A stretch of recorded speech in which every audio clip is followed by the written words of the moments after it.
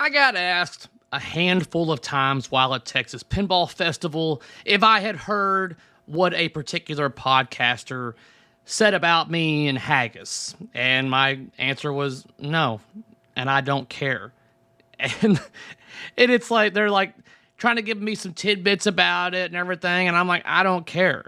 And it's like, honestly, if I gave two shits about what this podcaster says, I would be giving him $5 a month towards his Patreon.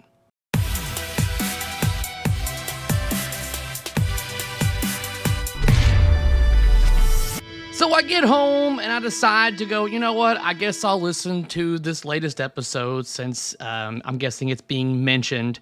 And of course, when you have certain people in this hobby, they say things and then it immediately gets regurgitated around, whether it be on Pinside or whatever. So I feel like I need to add context so those of you out there, including the certain podcaster, can get a better idea of what's going on.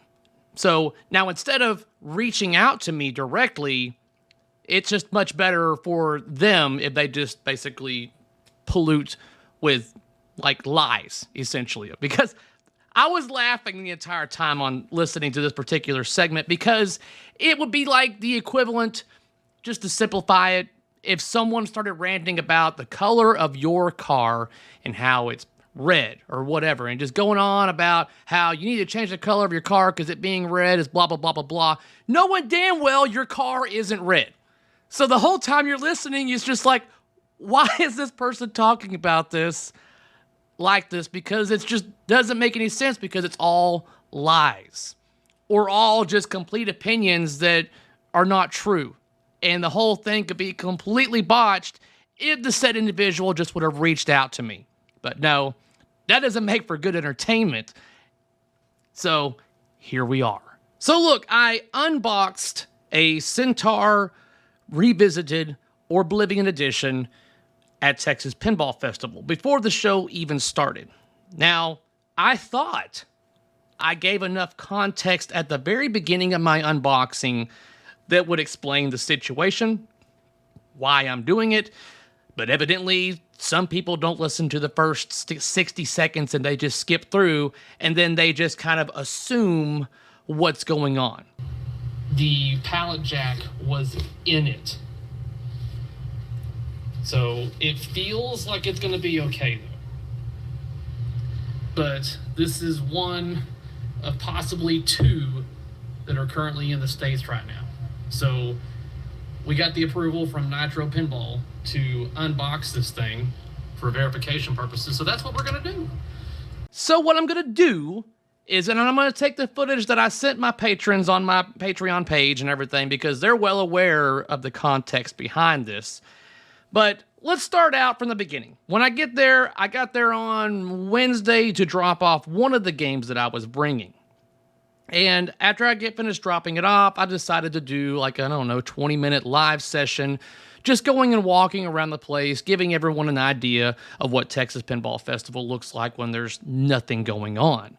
And I even end that session towards the end by stating this.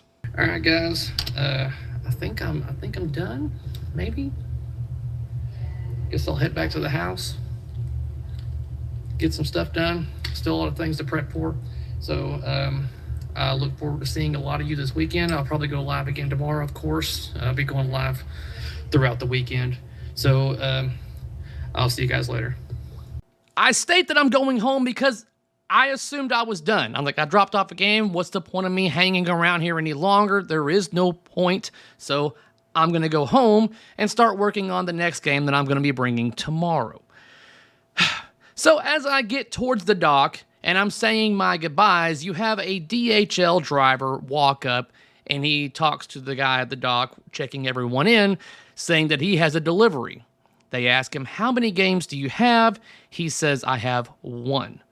Now, immediately, anybody that has been into Texas Pinball Festival and worked in the dock area and you're accepting people's games that are coming in, if one comes on a delivery truck and they say it's just one game, I don't want to say it's a red flag so much as it's just like, well, that's different. That's interesting. Why would a manufacturer deliver just one game? That doesn't make much sense. Like, why one game? So my curiosity spiked, and I decided to stick around just for a little bit, just to see out of curiosity what game, in fact, this was. The DHL driver raises up his doors, and I see a pinball machine box pretty much on its side, okay? So I'm going to show you, because I immediately was like, oh man, he's probably going to go up there and push the machine up and then try to say that that's how it was when he picked it up. So I merely recorded this as evidence in case something was damaged or whatever, that we can state that, no, this is how it arrived immediately after the doors rolled up. So anyways, this is my recording session right here whenever I saw the game for the first time.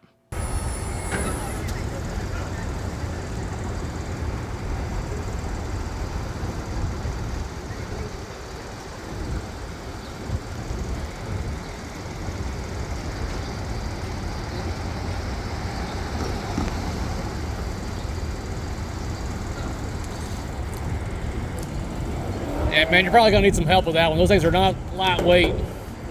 You want some help? Yeah. Okay. So I get up there and I help this individual get the box upright. Still don't know what game it is. I don't know what manufacturer it is. It's just the thing that you typically see on the side of a cabinet box, but nothing that screams what, in fact, this game is. So when I get the game completely upright, that's when I see haggis at the bottom of the box. I'm like, oh, cool, they shipped over a Fathom. That was my immediate assumption, that it was going to be another Fathom revisited kind of thing, And then I see the game name says CROE. And I'm like, what the heck, Crow? Like, what game is that? And I had to work it out in my head. And I'm like, holy shit. This is a Centaur Revisited or Oblivion Edition. So immediately, it's like, holy shit, we've got a freaking Centaur that's going to be here at Texas Pinball Festival. I didn't know it was going to be here, and evidently the showrunners didn't know either. So I hop off the truck, and I call Paul, who's one of the showrunners for Texas Pinball Festival, and I was like, you need to get over here because they have a Centaur from Haggis, and the box was on its side. And he was unaware that this game was going to be there as well. So they get the game over. Eventually, Paul comes over there and examines the box, and they have a discussion with the shipping and stuff like that. I'm just kind of at a distance at this point because I'm curious of what's going to happen here. Are they going to reject the order? What? So Paul gets on the horn to Nitro Pinball because this is their machine that's be going into their particular area at Texas Pinball Festival. Let me change cameras to help with retention here. So, as I was saying, Nitro Pinball ordered this machine, I guess, from Haggis. I don't know the backstory of all that. All I know is that it belongs to Nitro Pinball. And he calls up Tommy, and he's like, hey, your Centaur is here at the show. And he's like, cool. And he's like, well, don't be freaked out, but it was on its side on top of the pallet jack. And he freaks out, obviously, what the hell kind of thing. And so he asked him, hey, do you want us to verify that it's okay and make sure it's not damaged, unbox it? And he was like, absolutely, please. Because, when you spend a bunch of money on a particular machine, I think you kind of want to make sure that you're not getting something that's just completely destroyed. So I was excited because I was like, I might be able to unbox a Centaur, something that no one else has done yet. And for all we know, may never be able to do. We don't know yet. So it was one of those things where, so I immediately asked after that, I'm like, can I stream this or record it? And once again, Tommy had no problem with that. I'm like, okay, we're going to do a live stream then on this. Because I was like, I know that this is something a lot of people would like to see. I could have easily just been like, yeah, let's tear it open, unbox it, set it up, and then just let everybody discover it at the show. But evidently, me unboxing this, setting it up, and then playing it Supposedly, I'm on Haggis' side and I'm promoting what they do and I'm just, crawling up their butt, whatever you want to say. It's absolutely ridiculous how it went from me trying to just show everyone how this game looks. Because you got to look at also from my perspective here on this. On one hand, I'm going to be unboxing essentially a fucking unicorn, okay? So, either one of two things is going to happen. One, this game is going to look amazing, and I get to admire a work of art. Two, this game is probably completely destroyed from shipping, and that's just going to be good content right there, entertainment for people to see what this unicorn looks like destroyed. So it was in a way a win-win for that. And I decided to go through everything to give those of you out there a better experience and just, even listening to pulling off the wrapping and stuff like that. I wanted those of you that probably won't be able to experience this for yourselves, the ability to somewhat experience it. But yet, now I'm the asshole, evidently. Now, was the game damaged? A little bit. There was a little bit of thing on the back box on the corner and the side of the cabinet. I didn't see it at the time, but it was pushed in a little bit, but the art and everything was still intact. It held up great. As far as the workings of it, I didn't want to play it because I knew that I was going to be horrible at it. But at the time, I was noticing that there were some drop target issues, and it just so happens that Damien was also in the YouTube chat. Now, why would Damien be in the YouTube chat? Probably because whenever I go live, my subscribers get a notification that says, hey, Cary Hardy's live. All you have to do is click on it. So whenever you see someone that you subscribe to go live and all of a sudden it says unboxing a haggis Centaur, and you're like, wait a minute, I own the company Haggis and we built a Centaur. This is something I might want to see. So sure enough, yes, he's in chat to watch and monitor, and thankfully he was there because I've never unboxed one of these things before. I don't know what to expect. I didn't know where the lock was for the back box or anything like that. So, needless to say, certain things I asked was towards Damien because who better to ask than the person who built the damn game. So getting the back glass off, setting it up here and there was a couple of questions I had. But overall, it was just me admiring the craftsmanship and the build quality for this game.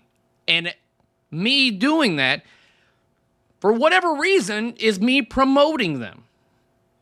I'm promoting what the game looks like.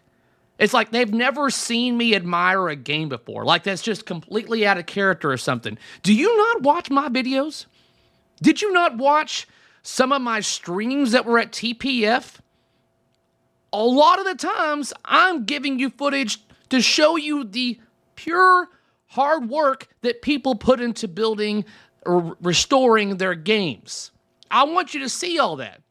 I'm not so much on like, look at the game as it gets played aspect. I'm looking at like, look at all the hard work that someone did to make this game look visually appealing. So, completely within my character, I'm showing off all of that to everyone out there. And it doesn't matter whose name or who made the game. It was merely just like, this was a rare machine to be in the States, and for all we know, this could be the only one that ever gets made. I don't know. It's yet to be determined. But as of right now, this is like one of maybe two that are in the States, as what I was told. So there you have it there. So even after it's all said and done, the most common thing that people are saying about Centaur Revisited is that it's beautiful, that it looks amazing, especially for those that were actually at the show and got to see it in person. Yes, the colored playfield is very subjective. I get it. So the orbs issue with like the drop targets and everything, something Damien mentioned in chat, was update the code and that should be resolved. Sure enough, the code was updated, I'm guessing by Nitro overnight or whatever. And from what I experienced, that everything looked to be working just fine. So there is that. They didn't ship it with a power cord, which a little bit of a fail right there, guys. But, you know, it It is what it is. Luckily, there's plenty that you can buy around there at the show. I happen to borrow one. But yeah, so I think that was probably the only oof on their end, was not supplying a power cord right there. So that's essentially what I wanted this video to be, was just trying to give you some context instead of listening to someone that has a microphone completely just spew out total bullshit. Okay, so this is what actually happened. This is what's actually going on. There is no relationship or behind the scenes going on with me and Haggis. Not there. Not happening. It just, what you see is what you get, guys. I do not lie because I don't want to have to remember what I say. And it's a lot easier just to tell you how I feel and how it is, so that way I don't have to go, wait, did I say this was good or this was bad or this was... No, I just tell you how it is because I don't want to have to remember. So, there you go, guys. That's context for you. More content is on the way. You may or may not be able to hear that my voice is still on the mend. So, but I do got videos coming. I haven't decided if I want to do a live stream to talk about all the games that I got to experience or just do a quick video.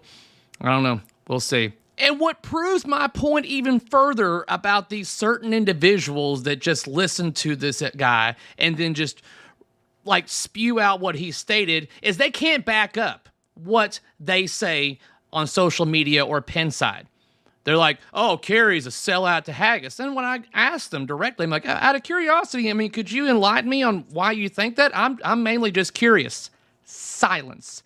Nothing. Because it's merely just spewing, regurgitating what someone else says. Instead of using your own brain, you just gotta go, oh, so-and-so said this. It must be true. Ugh. Let me just say it out there, and now I'm cool. No. Use your head, guys. Please. Please.